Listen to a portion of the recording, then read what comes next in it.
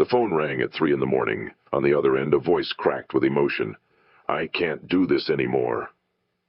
That call changed everything I understood about weakness and strength.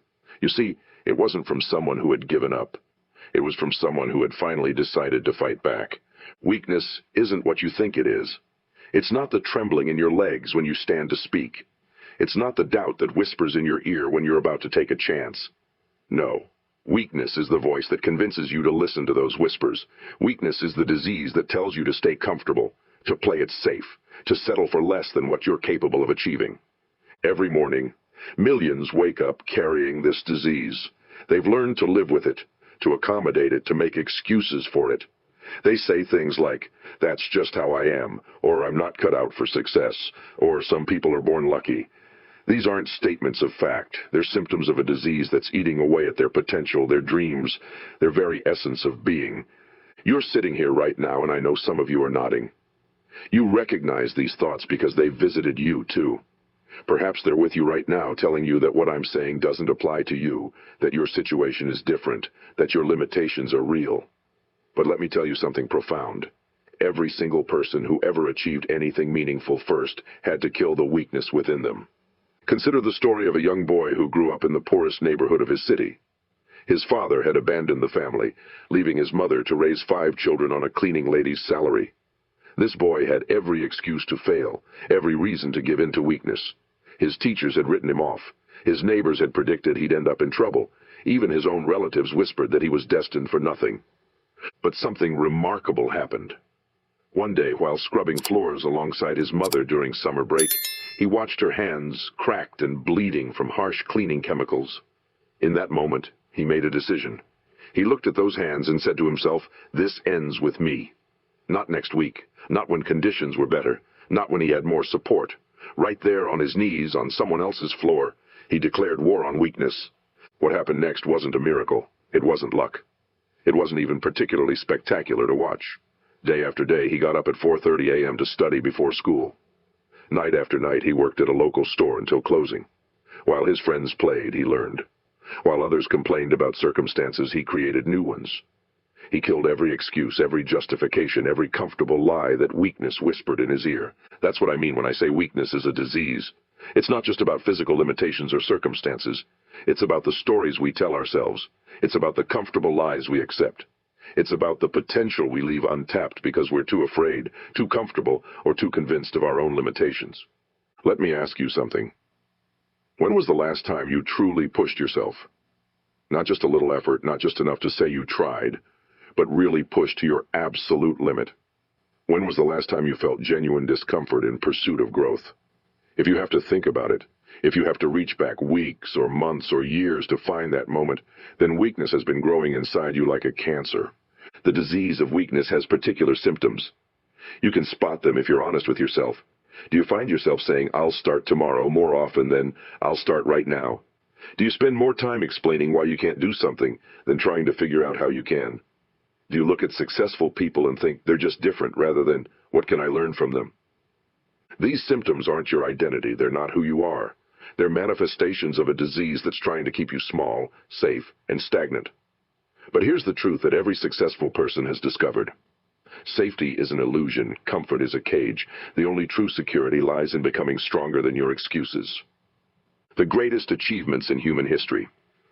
The Wright brothers didn't have a fraction of the resources that established transportation companies had. But they had something more valuable. They were immune to the disease of weakness. When people said human flight was impossible, they didn't argue. They didn't waste energy defending their dreams. They were too busy making those dreams reality. A woman who built a business empire in the middle of the Great Depression once shared a profound truth. She said success isn't about having advantages. It's about refusing to be disadvantaged. While others focused on what they lacked, she focused on what she could do with what she had. While others waited for conditions to improve, she improved herself. While others sought comfort, she sought growth. This is where many of you might be thinking, "But you don't understand my situation." And you're right. I don't know your specific circumstances. I don't know what obstacles you face or what failures you've experienced, but I know this. Whatever your situation is, there are people who have started with less and achieved more. This isn't meant to diminish your challenges. It's meant to illuminate your possibilities. The disease of weakness thrives on isolation. It wants you to believe that your struggles are unique, that your limitations are permanent, that your dreams are unrealistic. It whispers that you're not ready, not qualified, not worthy. These whispers seem to come from wisdom, from prudence, from reality. But they're symptoms of the disease, nothing more. Here's a truth that might make you uncomfortable. Every time you say, "I can't," you're choosing weakness. Every time you say, "I'm not ready," you're feeding the disease. Every time you choose comfort over growth, you're letting weakness win. This isn't about shame or guilt, it's about awareness. Because awareness is the first step in killing weakness. Weakness doesn't die from wishful thinking. It doesn't die from reading motivational quotes or making New Year's resolutions. It dies from action. Consistent, deliberate, uncomfortable action. It dies when you choose to do what's difficult instead of what's easy. It dies when you keep going after the initial excitement has worn off. It dies when you face your fears instead of avoiding them. Remember something crucial. Strength isn't the absence of weakness. It's the triumph over it. Every strong person you admire, every successful individual you look up to, they all face the same disease. The difference is they chose to fight it. They chose to kill it. They chose to build strength through consistent action, through relentless forward momentum, through unwavering commitment to growth. In the next part of our journey together, we'll explore exactly how to begin this fight. We'll discuss specific strategies for identifying and eliminating the symptoms of weakness in your life. But right now, I want you to do something important. I want you to acknowledge the weakness within you. Not with shame, not with guilt, but with clarity and purpose. Because you can't fight an enemy you don't recognize. You can't cure a disease you won't acknowledge. Take a moment, right now. Feel the weight of every excuse you've ever made. Feel the burden of every dream you've postponed. Feel the pressure of every potential you've left untapped. That weight, that burden, that pressure, that's not your identity. That's the disease. And starting right now, we're going to kill it. What happens in the mind of someone who's ready to kill weakness? Let me tell you about a moment that transformed my understanding forever. Standing in a small, dusty gym, watching a group of amateur boxers train, I witnessed something extraordinary. A young fighter was getting repeatedly knocked down, but what caught my attention wasn't the falling, it was what happened after each fall. While his opponents celebrated, this fighter had developed a ritual. Every time he hit the canvas before getting up, he would touch his chest with his right hand and whisper something to himself. After the session, curiosity got the better of me. I asked him about this ritual. His answer was simple, yet profound. Every time I fall, I remind myself that my heart's still beating. And if my heart's still beating, I'm not finished. This wasn't just about boxing. This was about the fundamental choice we all face when weakness knocks us down. Do we stay down, or do we rise? The disease of weakness has a particularly insidious symptom. It makes you believe that falling down is the same as being defeated. But here's the truth that every champion knows. Falling isn't failure. Staying down is. The moment you accept falling as final, weakness wins. The moment you decide to rise again, weakness begins to die. The lies weakness tells you. You've tried before and failed. People will laugh at you. It's too late to start. You don't have what it takes. These thoughts feel like your own, don't they? They feel like wisdom, like self-protection, like reality. But they're not. They're symptoms of the disease, and like any disease, they can be diagnosed, treated, and eliminated. Let me share something with you about human potential that might shock you. Scientists once believed that the human body could not run a mile in less than 4 minutes. This wasn't just an opinion, it was considered a scientific fact. Medical experts claimed that the human heart would explode from the effort. For years, athletes approached that 4-minute barrier and failed. The barrier became psychological as much as physical. Then something remarkable happened. One man decided that this fact was just another symptom of weakness. He trained not just his body, but his mind. He refused to accept the limitation. And when he broke that barrier, something even more extraordinary happened. Within just 3 years, 16 other runners also broke the 4-minute mile. The barrier wasn't physical, it was psychological. It was weakness masquerading as fact. This is why weakness is so dangerous. It doesn't just limit what you do, it limits what you believe is possible. And once you accept a limitation as fact, you stop trying to overcome it. You build your life around it, you make peace with it. That's how weakness wins. But let's talk about how weakness dies. It dies through small daily decisions. It dies when you choose discomfort over comfort. when you choose growth over safety, when you choose action over excuses. Every time you make one of these choices, you're administering medicine to the disease of weakness. Consider this right now. In this room, there are two types of people. There are those who will leave here today and say that was inspiring, and then return to their comfortable routines. And there are those who will leave here and say, that's it, no more. Which one are you? The answer to that question will determine everything that follows. The disease of weakness has another symptom. It makes you believe that transformation requires some grand, dramatic moment. But that's another lie. Transformation happens in the quiet moments when no one's watching. It happens when you choose to read a book instead of watching television. It happens when you choose to save money instead of spending it mindlessly. It happens when you choose to face a difficult conversation instead of avoiding it. Let me tell you about a janitor I once knew. Every day he would clean the halls of a prestigious university. But he did something extraordinary. He would listen to educational recordings while he worked. For 8 hours a day, while pushing his broom, he was learning economics, history, philosophy, science. His colleagues laughed at him. "What's the point?" they asked. "You're just a janitor." 5 years later, he had earned his degree through night classes. 10 years later, he was teaching at that same university. When asked about his transformation, he said something profound. "I never decided to change my life. I just decided each day to feed my mind instead of my weakness." This is how you kill weakness. Not through grand gestures, but through daily choices.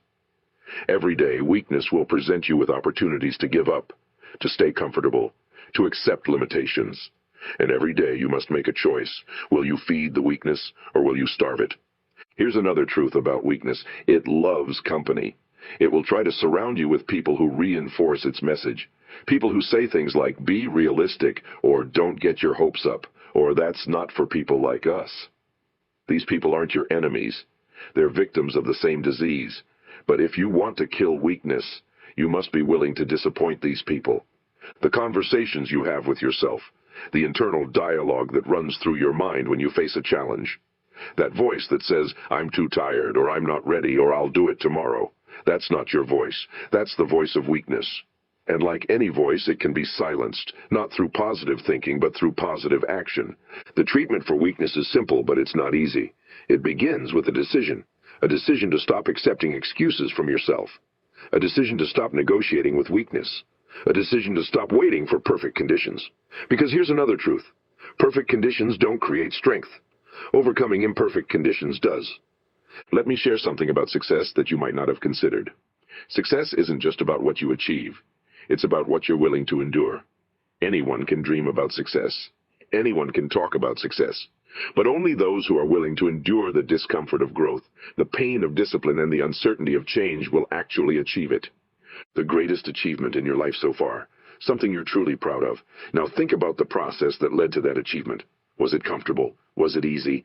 Did it happen exactly as planned? Of course not. You achieved it because in those moments you chose strength over weakness. You chose discomfort over comfort. You chose growth over stagnation.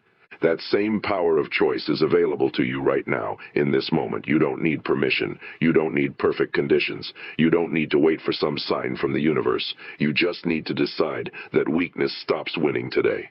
As we move forward, I want you to understand something crucial. This isn't about becoming someone else. This isn't about conforming to someone else's definition of success. This is about becoming the fullest, strongest, most capable version of yourself. It's about killing the weakness that's been holding that version of you hostage. The next part of our journey together will focus on specific strategies for maintaining this fight against weakness day after day, week after week, year after year. Because killing weakness isn't a one-time event, it's a daily practice. It's a commitment you make to yourself, renewed every morning when you open your eyes. There's a moment that comes in every person's life, a moment when they stand at the crossroads between who they are and who they could become. For some, this moment comes through crisis. For others, it comes through opportunity. But for most, it comes through a quiet realization that life has become a series of compromises with weakness. Let me tell you about a small diner in the middle of nowhere. Every morning, an elderly man would come in, order his coffee, and sit at the counter. He always carried a notebook, and he would write in it with intense concentration. One day, the waitress's curiosity got the better of her. She asked him what he was writing. His answer changed her life forever. Every morning, he said, I write down yesterday's excuses, then I write down today's commitments, and then I decide which list I'm going to live by. This simple ritual had helped him build a business empire from nothing, but more importantly, it had helped him kill the weakness that once convinced him he couldn't. This is what most people don't understand about weakness. It's not just about what you do or don't do, it's about what you accept from yourself. Every time you make an excuse, you're not just explaining a failure, you're programming yourself to fail again. Every time you rationalize giving up, you're not just justifying one moment of weakness, you're strengthening weakness itself. Consider this. How many times have you said, I'll start on Monday? How many times have you said, after the holidays? How many times have you said, when things settle down? These aren't just harmless postponements, they're symptoms of the disease, they're weakness negotiating for its survival. The truth about killing weakness is that it requires something most people aren't willing to give. It requires consistency. Not motivation, not inspiration, consistency. The kind of consistency that makes you do what needs to be done even when you don't feel like it. Especially when you don't feel like it. Let me share something profound about human nature. We all have two voices inside us. One voice speaks of fear, of limitation, of comfort, of safety. This is the voice of weakness. The other voice speaks of possibility, of growth, of challenge, of achievement. This is the voice of strength. The voice you listen to most becomes the loudest. The voice you feed becomes the strongest. A garden for a moment. When you plant flowers, weeds don't stop growing. You don't plant flowers once and expect weeds to disappear forever. No, you must constantly tend the garden. You must consistently choose which plants you want to thrive and which ones you want to eliminate. Your mind is the same way. Weakness is like weeds. It will grow anywhere you allow it to take root. Here's another truth that might make you uncomfortable. Weakness loves documentation. It loves to keep records of your failures, your setbacks, your disappointments. It remembers every time you've tried and failed, every time you've been disappointed, every time you've been hurt. And it uses these records against you, presenting them as evidence of why you shouldn't try again. But strength doesn't need documentation. Strength needs demonstration. It needs action. It needs you to prove weakness wrong, not through arguments, but through results. When weakness says, you failed before, strength says, watch me try again. When weakness says, it's too hard, strength says, show me how hard. Consider a classroom of young students learning to read. Some struggle more than others. Some learn quickly, while others seem to lag behind. But here's what's fascinating. The students who eventually succeed aren't always the ones who start with the most natural ability. They're the ones who refuse to accept their current limitations as permanent. They're the ones who keep trying when others give up. This isn't just about reading, this is about life. Your current limitations, your current struggles, your current weaknesses, they're all temporary unless you make them permanent through acceptance. The disease of weakness wants you to accept them. It wants you to make peace with them. It wants you to build your identity around them. But let me tell you something about identity. It's not fixed. It's not permanent. It's not something that happens to you. It's something you choose moment by moment, decision by decision. Every time you choose action over excuses, you're choosing a new identity. Every time you choose growth over comfort, you're choosing a new identity. Every time you choose strength over weakness, you're choosing a new identity. The stories you tell yourself, the narratives that run through your mind when you face a challenge. These stories aren't just descriptions of reality, they're prescriptions for reality. When you tell yourself, I'm not good at this, you're not just describing your current state, you're prescribing your future state. When you tell yourself, this is too hard, you're not just describing the challenge, you're prescribing your response to it. The disease of weakness loves these limiting stories, it feeds on them, it uses them to build walls around your potential. But here's the power you have. You can change the story, not through positive thinking, not through affirmations, but through decisive action, through consistent choice, through relentless forward momentum. Let me share something about momentum that most people don't understand. Momentum isn't about speed, it's about direction. It's about making consistent progress, no matter how small, in the direction of your goals. Weakness wants you to believe that if you can't make dramatic progress, you shouldn't make any progress at all. This is another lie. Consider water in a river. It doesn't question its path. It doesn't stop when it meets an obstacle. It doesn't complain about the rocks in its way. It simply finds a path around, over, or through. Sometimes the progress is dramatic, like a waterfall. Sometimes it's subtle, like a gentle stream, but it never stops moving forward. This is how you kill weakness, through constant forward motion, through consistent action. through daily choices that align with strength rather than weakness. You don't have to make dramatic changes all at once. You don't have to transform your entire life in a day. You just have to make better choices consistently over time. The disease of weakness has one more symptom we need to discuss. It makes you believe that comfort is a friend and discomfort is an enemy. But here's the truth. Comfort is where dreams go to die. Discomfort is where dreams go to thrive. Every significant achievement, every meaningful growth, every lasting change comes through discomfort. As we move into the next phase of our discussion, I want you to remember something crucial. The fight against weakness isn't about becoming invincible. It's about becoming unstoppable. It's not about never feeling fear. It's about acting despite fear. It's not about never facing doubt. It's about moving forward despite doubt. It's not about never experiencing weakness. It's about refusing to let weakness win. Have you ever watched a master craftsman at work? There's something mesmerizing about the way they handle their tools, the precision of their movements, the confidence in their actions. But here's what most people miss. That mastery didn't come from talent. It came from killing weakness day after day, hour after hour, until excellence became inevitable. In a small workshop, a young apprentice once asked his master how long it would take to become skilled at the craft. The master replied, "How long it takes isn't the question. The question is, how many times are you willing to fail? How many times are you willing to start over? How many times are you willing to look at your work and say, 'Not good enough,' and try again?" This is where most people misunderstand the process of killing weakness. They think it's about achieving perfection. But it's not. It's about pursuing excellence even when perfection seems impossible. It's about choosing growth even when the path is unclear. It's about moving forward even when the destination seems distant. Let me tell you about a study that reveals something profound about human potential. Researchers worked with two groups of students. Both groups were given the same tasks to complete.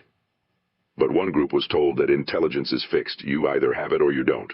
The other group was told that intelligence grows through effort. The more you work, the smarter you become. The results were staggering. The students who believed intelligence was fixed gave up quickly when faced with challenging problems.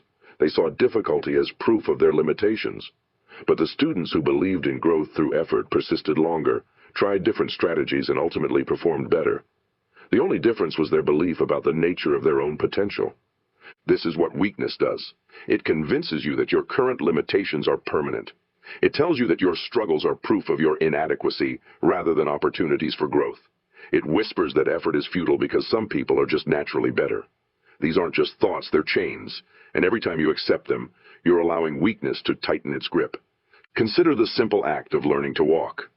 Every child falls hundreds of times before taking their first confident steps. But here's what's fascinating.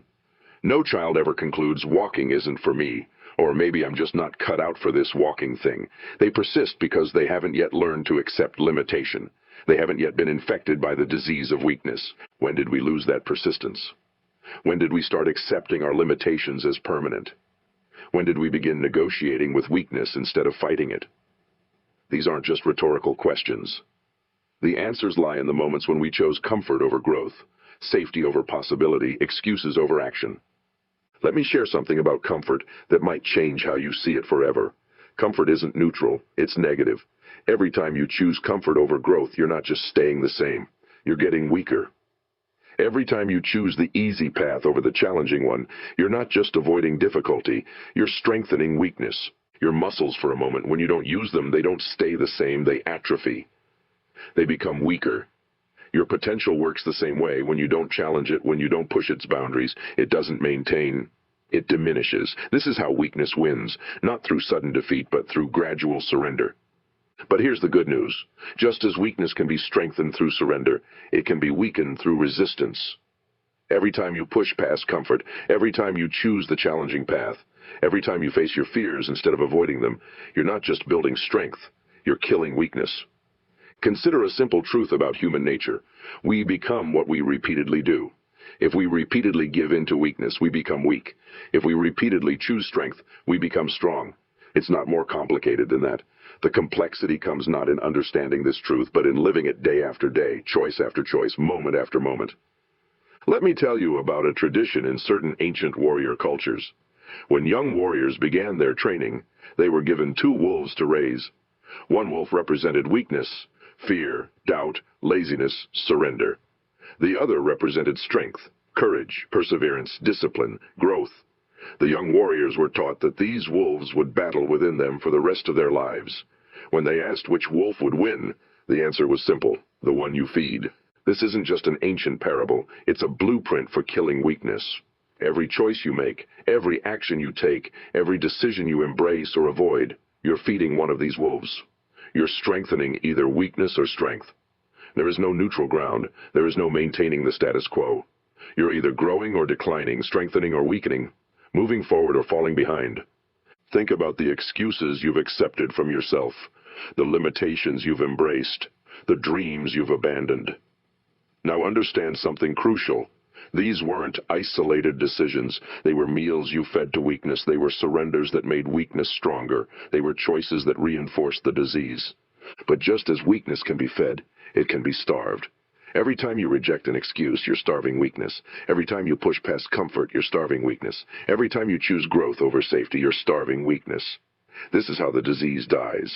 Not through a single decisive battle, but through a sustained campaign of right choices.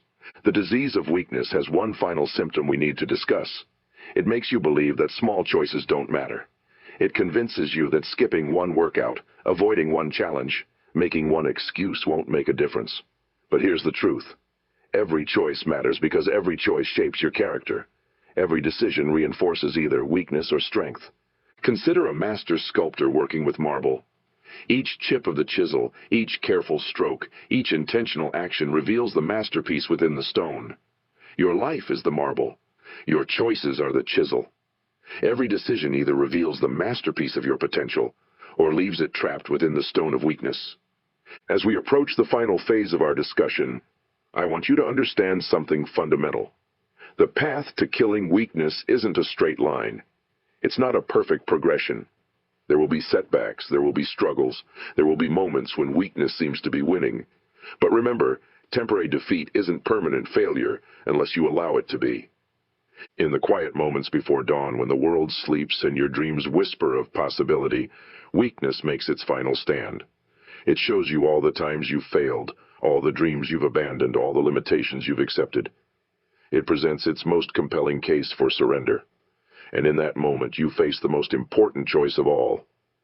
Will you listen to the voice of weakness one more time? Or will you finally silence it forever? Let me tell you about a moment that reveals everything about the battle between strength and weakness. In a small desert town, a group of miners became trapped underground after a cave-in. The rescue teams said it would take days to reach them safely, but one man, the father of a trapped miner, refused to accept this timeline. He started digging with his bare hands. Others tried to stop him, telling him he would cause another cave-in. His response was simple: "Then I'll dig through that too." Hour after hour he dug. His hands bled, his muscles screamed. Every expert told him to stop. Every rational voice said it was futile, but he kept digging, and something remarkable happened. Others joined him, not with heavy machinery, but with their bare hands. Together they did what the experts said was impossible. They reached the miners in hours, not days. This isn't just a story about rescue, it's a story about the death of weakness. Because in those crucial moments, weakness presented every rational argument for giving up. It spoke through the voices of experts. It showed itself in the pain of bleeding hands and exhausted muscles. It offered every justification for surrender. But something stronger emerged, something that refused to accept limitation, refused to embrace helplessness, refused to surrender to the comfortable certainty of defeat. Your own life right now. Think about the dreams you put on hold, the potential you've left untapped, the strength you've left unclaimed. Weakness has been patient with you. It has allowed you to maintain the illusion of progress while keeping you safely within the borders of comfort. It has let you talk about change without requiring you to change. It has permitted you to dream about strength without demanding that you become strong. But that ends today, not tomorrow, not next week, not when conditions are perfect. Today, because you've already waited too long, you've already surrendered too much. You've already allowed weakness to claim too many victories. The time for negotiation is over. The time for excuses is past. The time for weakness to die has come. Let me share something about transformation that few understand. It happens in an instant. Not the physical changes. Those take time. Not the visible results. Those require patience. But the decision to change, the moment when weakness loses its power, The instant when excuses no longer work. That happens in a single moment of clarity and conviction. Consider a ship at sea. For years it might follow the same course, guided by the same stars, bound by the same limitations. But in one moment, with one turn of the wheel, everything changes. The destination changes, the journey changes, the future changes. Your life is that ship, and this is your moment to turn the wheel. The disease of weakness has one final defense. It tries to convince you that you need more time, more preparation, more resources, more confidence, more everything before you can begin. But this too is a lie. You don't need more of anything to start. You just need to start. Because starting is how you develop everything else you think you need. The most basic choice you face every morning, the choice to rise or to remain in bed. In that simple moment, weakness presents its arguments. It shows you all the reasons to stay comfortable. It reminds you how tired you are. It tells you that a few more minutes won't matter. And in that simple choice, you either feed weakness or begin to kill it. Let me tell you about power that lives in small choices. A recovering alcoholic once shared his secret for staying sober. He said, "I don't fight the urge to drink for the rest of my life. I fight it for the next 5 minutes, and when those 5 minutes are up, I fight it for another 5. That's how you win, 5 minutes at a time." This isn't just about addiction. It's about any battle against weakness. Your battle against weakness isn't won through grand gestures or dramatic declarations. It's won in moments so small they seem insignificant. It's won when you choose to do one more repetition when your muscles are screaming to stop. It's won when you choose to face a difficult conversation instead of avoiding it. It's one when you choose to save money instead of spending it mindlessly. These moments seem small, but they're not. They're everything. Consider the difference between who you are now and who you could become. That difference isn't measured in years or miles, it's measured in choices. Every time you choose strength over weakness, you close that gap. Every time you choose growth over comfort, you close that gap. Every time you choose action over excuses, you close that gap. The distance isn't as great as weakness wants you to believe. This is what weakness doesn't want you to know. Your potential isn't determined by your past. Your future isn't limited by your present. Your strength isn't measured by your struggles. These are all lies that weakness tells to maintain its power. But that power only exists if you believe it. The moment you stop believing, weakness begins to die. As we reach this final moment together, I want you to understand something crucial. This isn't the end. This isn't even the beginning of the end. This is simply the end of accepting weakness as a permanent resident in your life. From this moment forward, every excuse must earn its place. Every limitation must prove its reality. Every surrender must justify its necessity. The choice before you now is simple but profound. Will you leave here today with weakness intact, or will you begin its execution?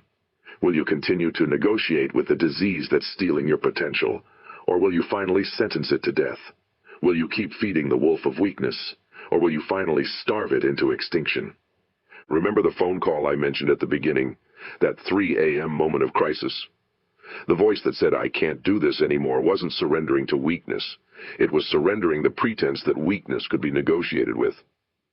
It was the moment when accepting limitation became more painful than facing the discomfort of growth. That's the real secret about killing weakness. It doesn't happen when you're ready. It happens when you're finally tired of being weak.